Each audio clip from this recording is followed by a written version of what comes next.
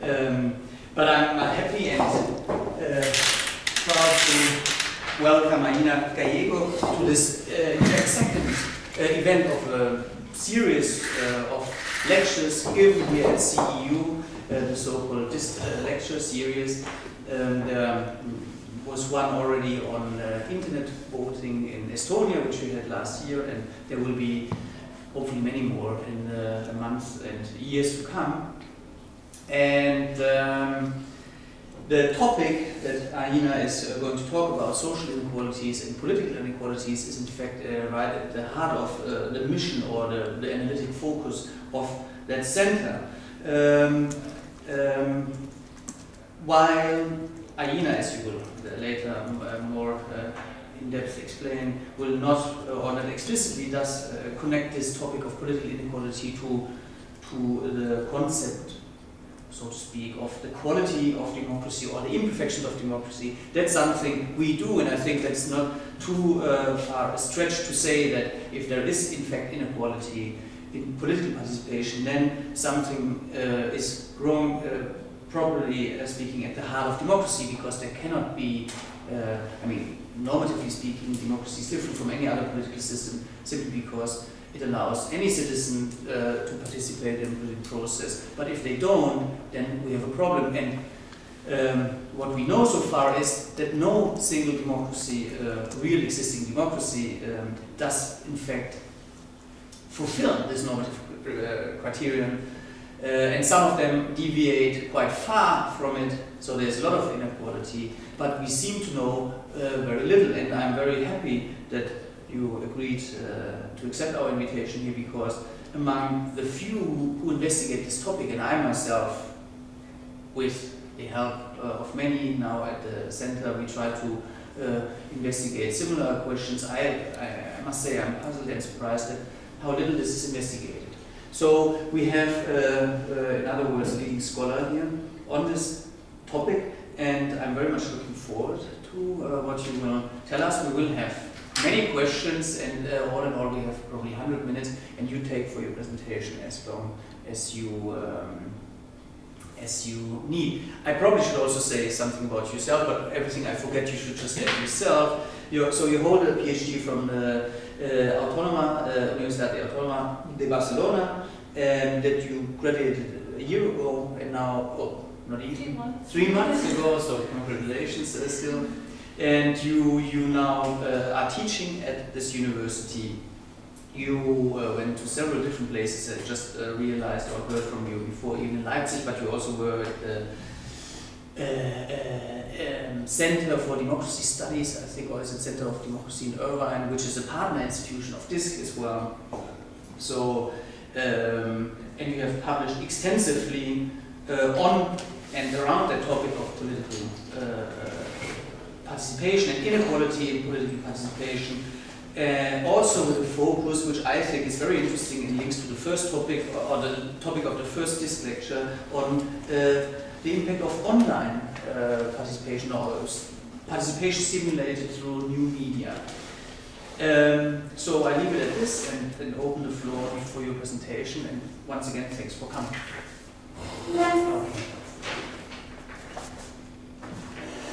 Good morning.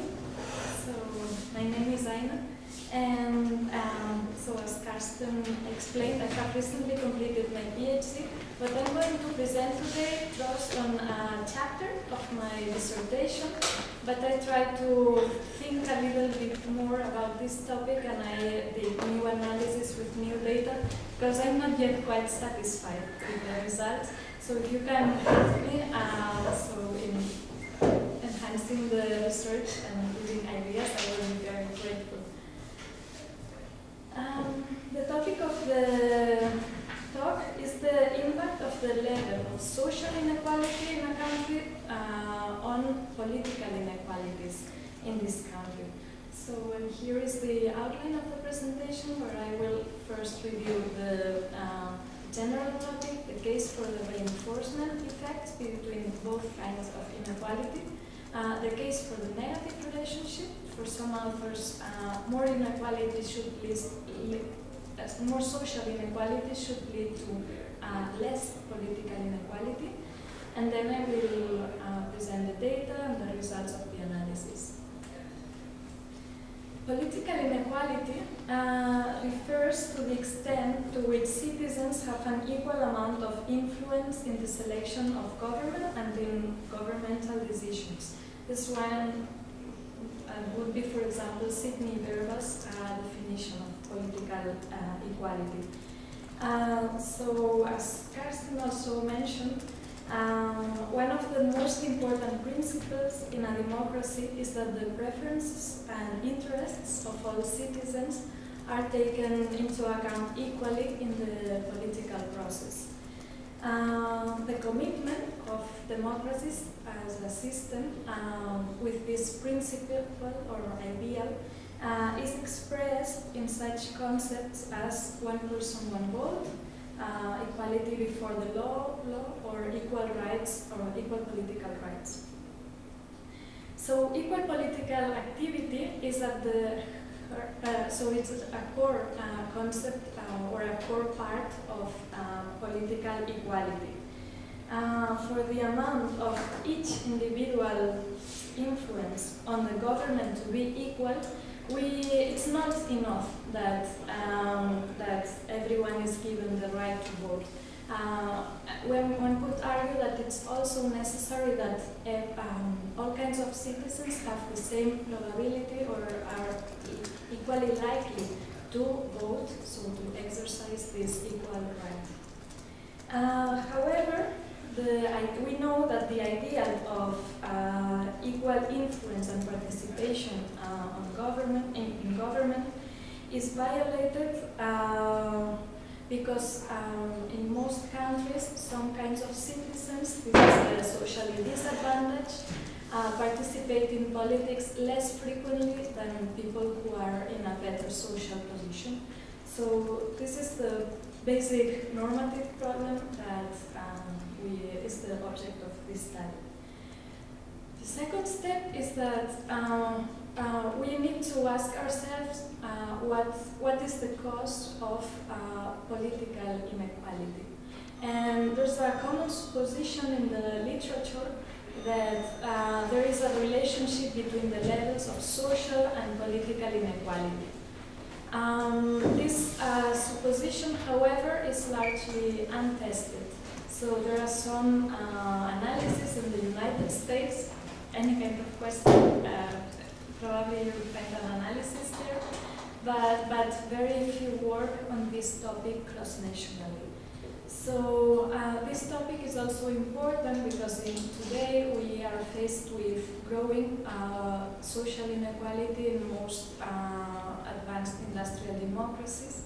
And if there's a link between social and political inequality, a growth in social inequalities would lead to sharpen political inequalities. So, but before proceeding with the analysis, it is worth thinking on why is this question important? So why should we care about the relationship between social and political inequality? The question can be addressed by the vicious circle model. In the model, we start with a certain level of social inequality in a country. So the resources are unequally distributed. And this level of social inequality shapes inequalities in political participation. If all resources are equally distributed, we expect everyone to be equally likely to participate, but if they are not, we expect inequalities in participation. This is a problem because then the socially privileged will have a stronger voice, will have more impact on government, so will be the ones that are participate and address their preferences and their interests to government. We generally assume that government is responsive to the opinions of citizens, particularly of participants, because government has an incentive to respond to these preferences so that people continue voting for the same parties. So if the better educated and the more affluent are the ones that express their preferences, we expect that the government will implement policies that are in the interest of these socially privileged citizens, or at least more so than if everyone would participate. So at the end, these policies will reinforce social inequality. So the object of study is this impact of social inequality levels on voter turnout and on participatory inequality in turnout in different countries. Please note that this vicious circle model contains a recursive relationship in which social inequality creates participatory inequality, which in turn creates more social inequality. So this is a dynamic process in the theory. This is substantively important, and I am fully aware of it, but in the empirical analysis, I do not treat this recursive relationship because it's really difficult to take it into account in a multi-level framework. We could do that in another framework, but if you have any ideas, it's very welcome. What we need first to understand is not only if there's a relationship, but why there would be a relationship. So until now, there's this general assumption, but we have to ask ourselves what would be the micro foundations. Why the level of social inequality in a country would shape the propensity to participate of different kinds of citizens in different ways, thus affecting turnout and inequality. So there are two related questions which will be we need to think about, and I'm not, to be honest, really sure how to separate them. Probably it depends often on the methodological decisions that we take, that we observe more one kind of question or the other. The first question is, how does social inequality affect participation? So we have a baseline situation, which is in yellow in the graph, and it would be that social inequality rises participation for everyone, or that it decreases participation for everyone. This is one kind of impact. The other are interactive or differential impacts. And the question would be, so does social inequality disproportionately affect the involvement of some groups of citizens? The aggregate result of this different impact on different kinds of people is changes in the gaps in turnout and those changes in the inequalities in participation. So there are a number of theories that we can find in the literature on what are these micro-foundations, what is the exact link between social and political inequality. The first theory is pretty much an extension of the resource model, and it basically says that deprivation produces disengagement and inactivity because for the people whose basic needs are not covered, they are not very likely to devote their resources to participate in politics. They will focus on other activities. So in addition to that, deprivation does not only affect resources but also motivations to participate. And it's more likely that people who are kind of excluded of the society, don't participate fully, feel more inefficacious and disinterested about politics, which in turn leads to less participation. So what we expect is that if this individual relationship is true, that when the share of the population who is poor or deprived grows, more people will not vote. So that would decrease the general level of participation. However, I'm not sure if this kind of micro individual level link should affect inequalities in participation. So we basically have the same slope, only we have more people who are in a deprived situation. The second model is in the logic of the relative impact of resources, so that education or income does not only affect participation because of resources or motivation, so the overall that would be the absolute effects, but they sort people in more central or less central positions in society. So the importance of your education or your income is relative to the level of education and income of others. Because if I have more education than the others, I will be in better jobs, more central, in more socially and politically relevant and central networks. So political mobilization has been found to occur in these networks, and it begins normally in the center, where people is more. So it's closer to the government, has more information, is more likely to be mobilized by parties and so on. So if people are more central, they are more mobilized and more likely to participate. Okay, so what has this to do with social inequality? We generally expect that very unequal societies are much more segmented and differentiated. So, for example, you have less, or you have more residential segregation, and the lifestyles of people are more different. And on the contrary, in more homogeneous or more equal societies, there's more interaction between different kinds of people because they are more similar in relevant ways, so that mobilization and this kind of spread of from the center to the periphery of the society when it comes to mobilizing politically is not that like segmented, and we will have more socially disadvantaged people participating because they will be more likely to be mobilized. Okay. The third model is based on the social capital theory, and it basically says that in equal societies, social capital and social trust is more likely to develop because people are more likely to trust others that are similar to themselves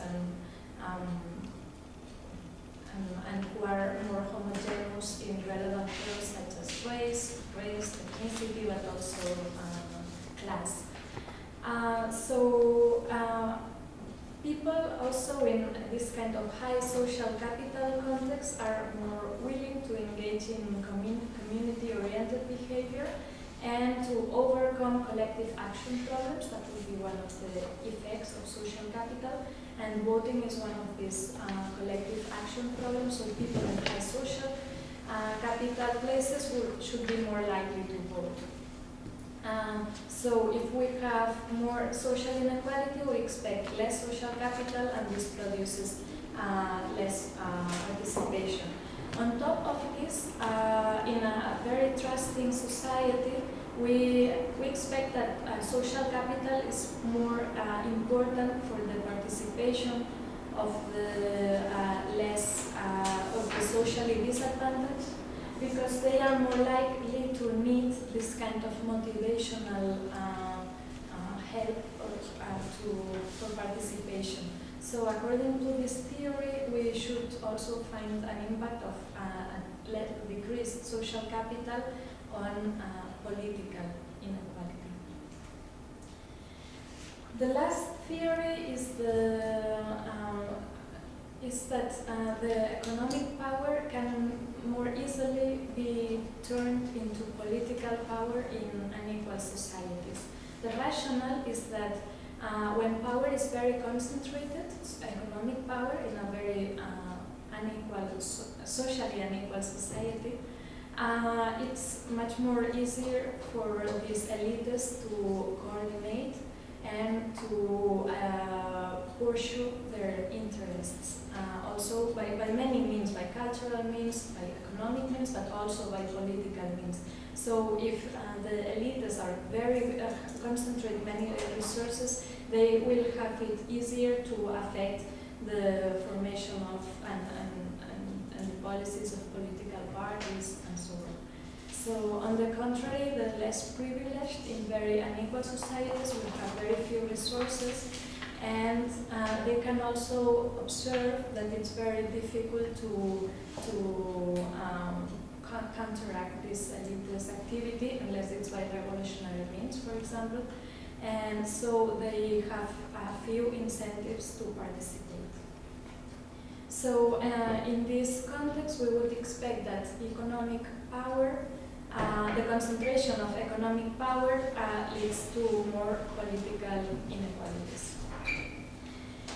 We have also, some authors have also argued that there should be a negative link, not positive, between social and political inequality. So the first mechanism would be political polarization. So in very unequal societies, the stakes of what is at stake in politics is larger. There should be more conflicts about redistribution, basically. So the disadvantaged people have more incentives to appeal to the government in order to achieve more redistribution. We will expect the positions to be more polarized, and polarization creates incentives and mobilize. So people will take sides, will realize what the stakes of the election are, and so on. So we expect that by this mechanism, more political polarization in socially unequal societies creates both more participation, because everyone will participate, and less inequality. Finally, a classical topic in political theory, so we could find the idea in Lipset work, for example, or Schneider, that the rich will pursue their goals in the market, but people who does not have an advantaged position in the market will turn into the government or to the political realm to pursue their interests. So because they also have more to gain from government action. However, this theory is a bit discredited because we know that having a common interest is not enough to participate. You also have to overcome the collective action dilemmas. People have to organize politically, basically. So the workers' movement could be an example of this kind of situation where the socially disadvantaged organize politically and influence the state. But we cannot assume that in all situations the socially disadvantaged will organize and therefore participate more and reduce political inequalities. So now the data. That were the theoretical arguments, but the first thing that we need to know, we need to test, is that if there is a link at all between social and political inequalities.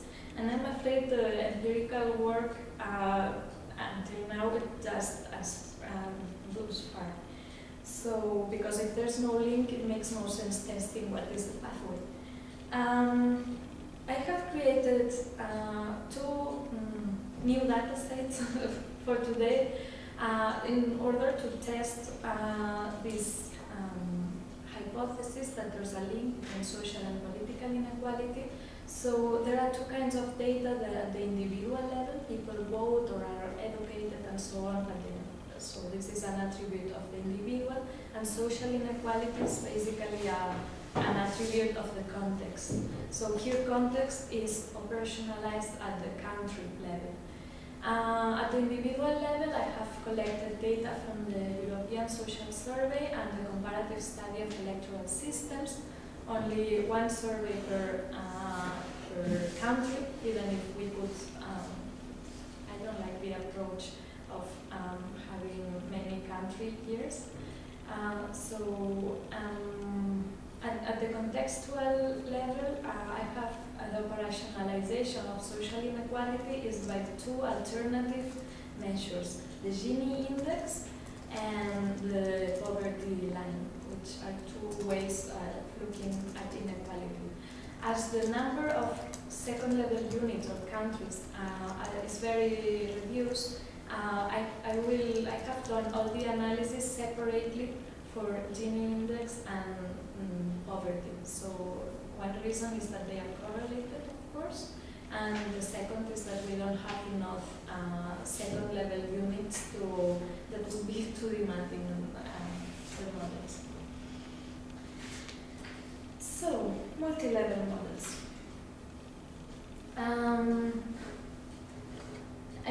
In multi-level models, we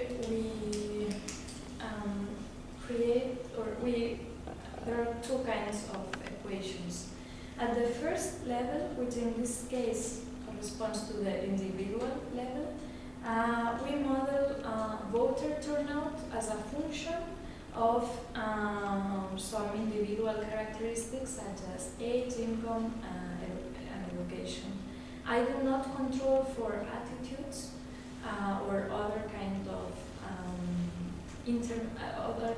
variables, because attitudes are an intermediary mechanism between social position and participation, and we don't want to control by mechanisms if we are interested in the effect. So because I'm interested in the effect of education and income, and controlling for the attitudes would reduce that, and is theoretically interesting. Age, however, is very important to control for, because age is negatively correlated with education, but it's positively correlated with both. And thus, if we don't control for age, we have confounding effects. And on top of this, age is not an intermediary mechanism, but it's prior to education or income. So at the second level, we predict the coefficient, the intercept of the first level equation. This is the first beta coefficient with another intercept, social inequality, and an error term. We also predict, so for presentation purposes, I focus only on education, but in all the analysis where it says beta 1, that's the coefficient for education, I have also done everything for income. But for presentation purposes, I focus on education. So in the second level, we also predict the coefficient of education by an intercept, by the level of social inequality in a country, and with an error term. By substitution, we get the full multi-level equation, and in the analysis, we'll be interested in two coefficients, or two kinds of coefficients. The first is the social inequality coefficient. This is the impact of social inequality on the intercept of voting in different countries. That would answer the question of, or test the hypothesis that social inequality replaces or fosters the baseline level of turnout. Yes. The second coefficient of interest is that of the interaction between, we get the interaction by substitution, right? Between social inequality and education. In this interactive effect, what we are testing is that some kind of people, maybe the more educated or the less educated, or the better off or the worse off, are more affected by social inequality than other kinds of people. This is what this coefficient tests. So here is a table that reports gives us an idea of how much turnout inequality is there. So these are selected countries, not all of them. And what we can see is that first it makes in the first table we only have the absolute differences in the turnout rates of people with 10 years or less of education and 15 years or more of education, so the mean turnout rates. And we can see that it varies substantially from some countries to others. But if we control for age, so the second part of the table is the predicted probabilities to turn out to vote for people with 10 years or less of education or 15 years or more. Controlling for the age of the respondent, we see that there's quite a lot of variation in the gaps in the turnout rates of different kinds of people. So for example, in some compulsory voting countries such as Greece or Belgium, we basically have no differences in the probability to turn, predicted probability to turn out to vote because everyone votes. And on the contrary, in some countries, people like the United States or the Czech Republic, there are very large gaps in the turnout rates of different kinds of people, which amounts on 40%. These are predicted for people with 40 years.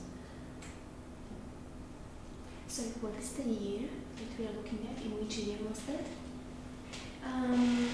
So these are, some of them are from the second wave of the European Social Survey, others the third. I don't remember exactly. I know Hungary. But roughly, 2000.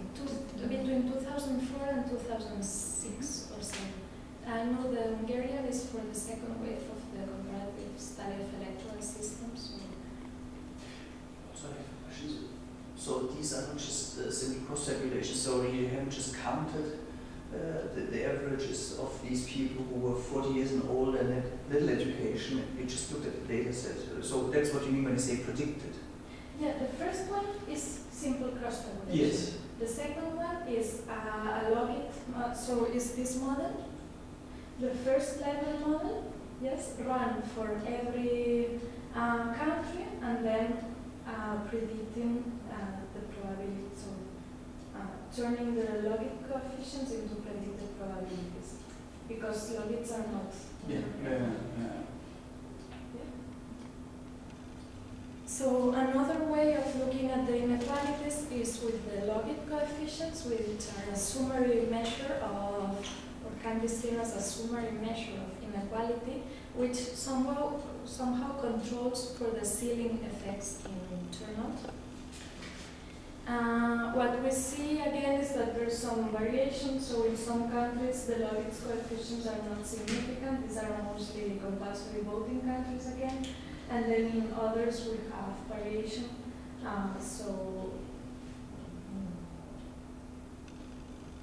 There's some relationship between the level of voting and the logics of education. Here are the results of the multi-level model, so logistic. Can you just go back one? Yes. So that means that sure enough, if that's the confidence interval, if it crosses the 0 line, it's not statistically significant. But being positive means what on that? Means positive means the logic is the impact of education on voting. So the more you have, the more you turn out. So that basically means that for all countries, more educated vote more. Yes. Yes. It's just differently strong, that effect. Yes, it's differently strong.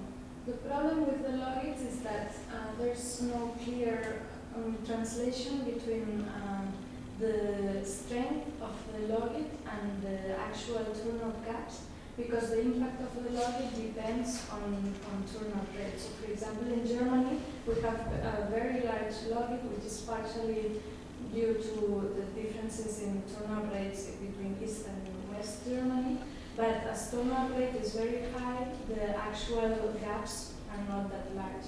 And on the contrary, in the USA, we have a smaller logit, but the actual gaps are larger. So in this sense, the logit gives us an idea of the intensity of the link, but it's also not a straightforward measure. So, but yes, basically in all countries, the more educated vote more.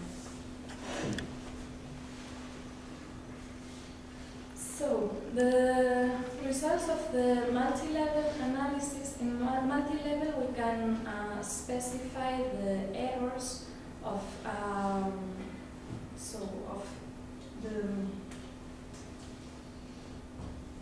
in the level 2, when we predict the beta coefficient of education, so the beta 1, the error term can be fixed to be constant for all countries, or we can set it free, and then we will have random slopes.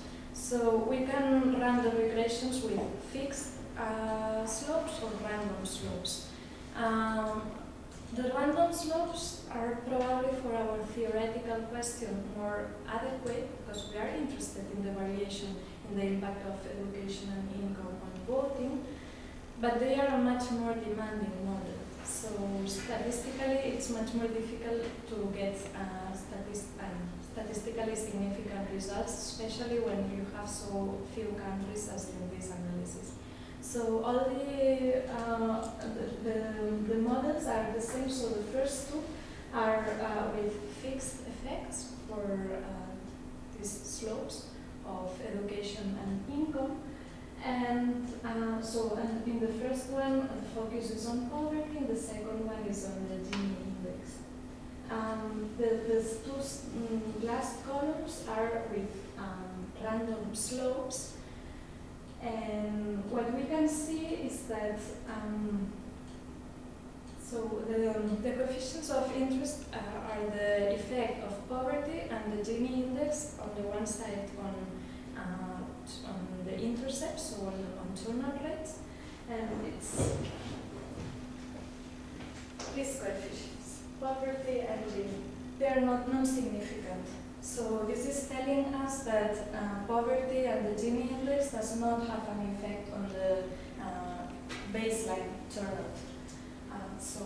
Turnout of people who are, well, let's see, the interaction effects are the other part. So interactions, you always have to interpret jointly the main effects of Gini and poverty and the interactive effects, right?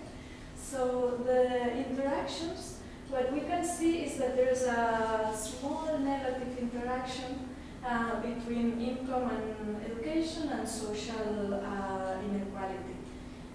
This interaction is more clear in the fixed effects models, whereas in the random slopes, when we set the slopes to be random, we only get one significant interaction. Good. The next step is to see what is the impact, what is the importance of, what importance it makes that that there is this interaction. Yeah, so you were going to say something about that. So how do you interpret the significance of this interaction? I mean, yeah, that's what you want to say. Yeah, first we have to look at the significance, yeah. But this is very impossible to interpret. Then we turn it into a graph to see the real magnitudes of the effect. And so this is a significant interaction, but it's not very impressive. What we see basically is that for people at a low income model, that's what I meant with we have to interpret the interactions always jointly. For people with the lowest income, there's no statistically significant difference in their turnout rates. Yeah? Well, here there's some, but this was not statistically significant. There is a statistically significant interaction effect, and what it makes is that the turnout rate of people with high income is larger in countries with very few poverty or small levels of poverty than in countries where there's a lot of poverty. 12 and 24 are the upper and lower quartiles of the distribution of poverty in the sample of countries. So there's a small difference, but we wouldn't convince anyone probably that this is a very important difference in the and moreover, theoretically, it's quite puzzling that this happens, right? Because what it tells us is that having low poverty rates in a country mostly benefits the rich, not the poor electorally. In the second, this moved. Well, these were data from the comparative study of electoral systems. Yeah. Then this is another data set, totally different data. This allows us to test if there's something going on there. I ended up with only 21 countries. I think, well, I would need to enlarge this data set. I mean, it's possible, but didn't have the time. Again, it's exactly the same analysis. And again, there are no main effects of poverty or Gini index on the baseline turnout rate, so confirmation, because totally different data, same results, this solid evidence. And we find a very similar situation too with the interaction effects. Some negative, statistically significant effects. This should be here. Sorry, because we are interested in this coefficient because it's the harder test for the hypothesis. But we see that the magnitude of the effects in the two models is basically the same. So, we can be sure that there is some significant interaction between education and poverty rates. Again, Gini index doesn't seem to matter much. What would be R square of these models, if you remember roughly? There are no, that would be the intra-class correlation. You should compare the intra-class correlation of the empty model. This is an empty model, only separates the variance between individual and contextual level. So, and you have to calculate the intra-class correlation. HLM doesn't do that, but you can calculate. And then you would compare the intra-class correlation of the empty model with the intra-class correlation of the specified model. And if this correlation is reduced, this means that you have, so the more it's reduced, the more, it's like a big R square. Okay. So was it reduced a lot in the specific needs? No, I'm trying to understand how much of variation are we able to explain. So if you can, somehow in a simple way, tell us of how much are we able to predict by having these predictors, then that would be useful. But I mean, I don't want to disturb your. No, it's okay. The point is that in multi-level models, it's not. There's no comparable measure to R squared. So I haven't checked the intra-class correlation. I could do that, but my guess is that it's not very large. So from seeing at but there's no corresponding measure. Well, part of the information would be in the random effects, but if you have questions, we can discuss this.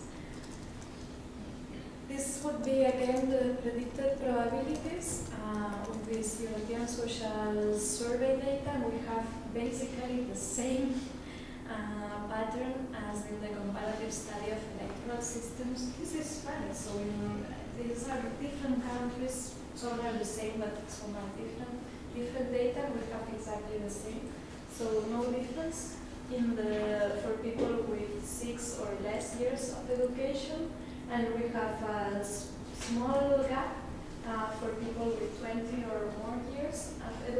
and again, the more educated benefit more of living in a country with low poverty rates. Benefit more in electoral terms.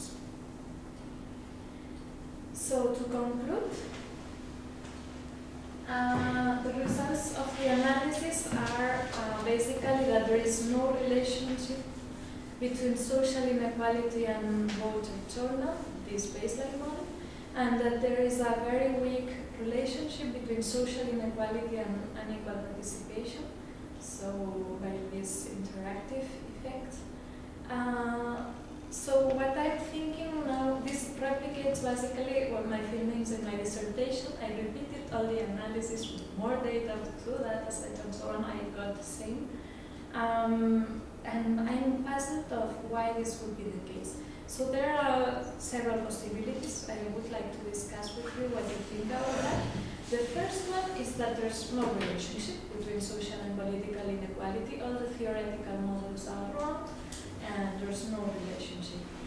Another possibility would be that we have to look more specifically at different kind of peoples. That would be the so, for example, some unemployed and poorly educated react differently to the context than another kind of segment of the population, so that we should make a much more specific hypothesis on whom exactly do we care about, and so refine the theory and separate, and predict what should happen to different kinds of people. And finally, there's a whole range of methodological problems, as usual in cross-national research, because we don't have that high quality data, because we don't have many countries, so there are not that many countries, for example, and the N is bound to be small, and with small N's it's very difficult to get significant effects. But I don't think this is such a problem, because the results are really consistent and there are some significant effects. So there could be a problem with model specification, that it's not these variables that we have to look at, and particularly with, I think that the answer could be that the linear form is not correctly specified. So this is, everything is linear, and probably we should, so maybe income has not a linear effect, but we should model it could be linearly, because it makes more of a difference moving from earning 6,000 euros a year than to 10,000. It makes more of a difference than from 100,000 to 104,000, and it's this kind. Or maybe the impact of income on education is not absolute but relative, so we have to change the way of modeling it. However, there's not so much good information in this kind of studies, so it's also not that easy to do that. We don't have a really continuous variable, so it's difficult to do this kind of transformations.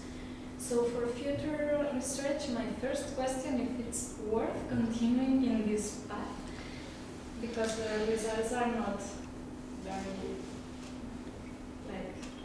impressive or so, and if in case of doing future research, one option would be to test the pathways, so the theories, how does inequality affect trust, how does inequality affect polarization, and so on. And then the second option would be, of course, as always, improve the data, have more cases, have a better specification, and so on. So that's it. Thank you very much. I think there's a lot in and I would just straight away questions we ask people short in CV for the survey, so please go for it. Well, I enjoyed very much the very well